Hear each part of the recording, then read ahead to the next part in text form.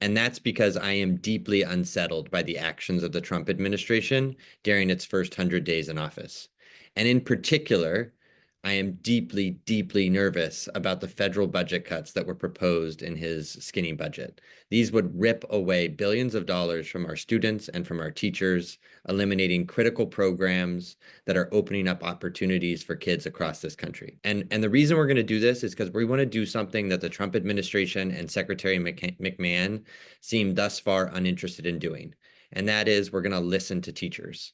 Teachers across regions, across school types, and even across political backgrounds firmly and wholeheartedly reject the Trump administration's education agenda. Despite this, they are optimistic about the future of education. Their satisfaction with the profession, though, is slowly increasing, but stands at odds with how they describe it. Teachers tell us that the profession currently is not sustainable, it's not dynamic, it's not collaborative, it's not all the things that professionals want in their work. And their outlook is improving. 91% of teachers are satisfied with their jobs. 71% plan to continue teaching at their current school for the next 3 to 5 years. But that does not mask the challenges that we know exist. Only 19% of teachers currently would recommend the profession to others. So when we look at this data, what we see is that teachers remain deeply committed to reimagining public education through strategies such as innovative staffing approaches, artificial intelligence, high-quality instructional materials. The core message of this survey is very clear. Teachers resoundingly reject the actions of the Trump administration. They stand defiantly in opposition to President Trump's actions, not because of his political ideology, but because of his words, and his policies harm students, harm teachers, and undermine the very foundation of public education that is core to this country. When I interview prospective teachers for my school, most of them are always asking me, how will your school be impacted by federal funding cuts? You know, it's hard for me to answer. I want to say everything's going to be okay. I want to be optimistic, but I actually don't know. The confusion from the administration is intentional, and it impacts the desire to enter the profession.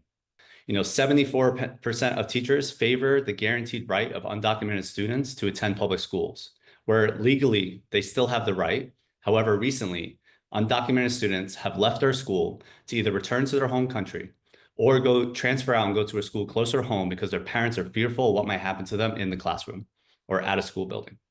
Now, the Trump administration is intentionally moving quickly to cut out stakeholders like teachers from policymaking and intimidate them into complying.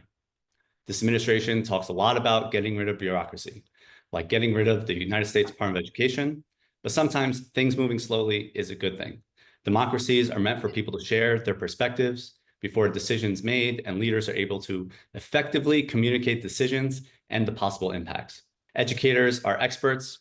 We have pathways to lead education forward, and we need a seat at the table. Rather than overhauling the education and making drastic budget cuts, we need a bold solution guided by educators to reimagine our national public education system. These students need to see themselves represented in our daily classes and in the daily lessons. But unfortunately, the Trump administration is going to great lengths to make that difficult. 88% of teachers support the idea of culturally relevant materials. Being an Afro-Caribbean Black educator in America has always been emotionally taxing. But as of late, right now, it feels even more so. I simultaneously carry the emotional burden of existing as an individual in this country, but also having to be unbiased and support my students emotionally and academically through these experiences. Because as a teacher, I love what I do. I think my friends would say I'm in love with this job. But being forced to stand by and watch leaders dismantle education against the advice of actual educators is becoming something that's heartbreaking. As Congresswoman Hayes introduced with her solution, we need a seat at the table. Educators need a seat at the table. And we want to advise on policies and the impact of our students' future. We are at a pivotal moment in our society. And the question isn't whether change is coming, because that's inevitable. It's who's going to help shape it. And I'm hoping we make sure that teachers do. Now, as I marry the two professions, the teacher in me already knew this data. Nothing about it was surprising. Everything about it was reaffirming and just consistent with my values, with my belief, with the profession that I love. What is different now is that as a legislator, I understand how powerful data is. Data transforms information into knowledge. Data is what drives congressional budgets. Data is how we either appropriate funds or rescind funds from a program. Data is how we test to see if something is working. Data is how we measure student achievement. I refuse to accept that we support teachers, we honor their work, we want to invite people into the pipeline, but you're also simultaneously deconstructing all of the supports that welcome young people into the pipeline. Families across this country have been sounding the alarm for years about how our public schools are under attack. And this survey makes it clear that our teachers, regardless of their political affiliation, are just as alarmed.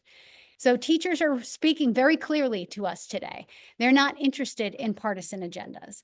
They're focused on solutions that actually help our kids, like high-quality instructional materials, smarter staffing models, tools to tackle chronic absenteeism, the real stuff. And we're right there with you.